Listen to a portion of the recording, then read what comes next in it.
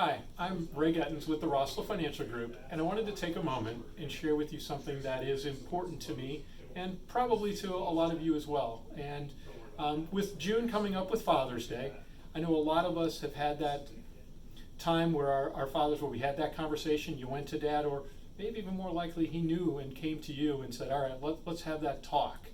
And I think we're at the point now where the roles may have finally reversed, where I look at myself and I look at the fact that it's now my turn to sit down and have that talk with probably the most self-reliant man I've ever known. And when I say that talk, I mean this, is when I think of my father, the talk that I need to have with him are not things that I would look forward to having a talk to anyone about.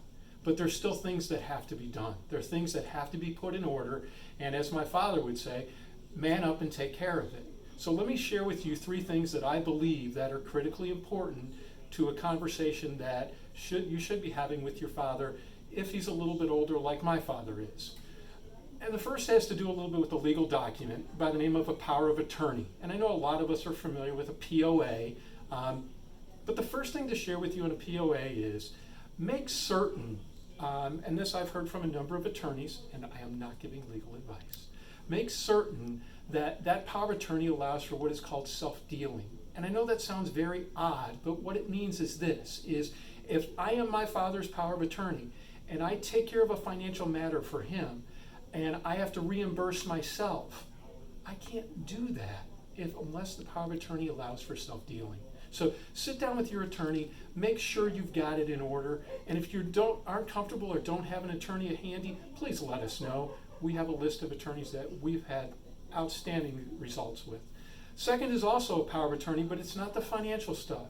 This time it's the medical side. Once again, not a conversation one wants to have, but make sure you've got that house in order, because that's not a thing that anybody wants their family to go through of trying to decide and guess what dad might really want. Okay, so please have that conversation with him now and get it in order. And I think the final one, I look at it and talk a little bit about assisted living and possibility for home health care. And as my father would say, hey, it ain't raining now, but the one way to stay dry is to carry around an umbrella. So hopefully he doesn't need it now, but one way, I guess, to knock on wood is to go ahead and have that conversation and get it taken care of ahead of time. And it can be as simple as, putting together something that is a combination of life insurance and long-term care. Get both birds with the same stone.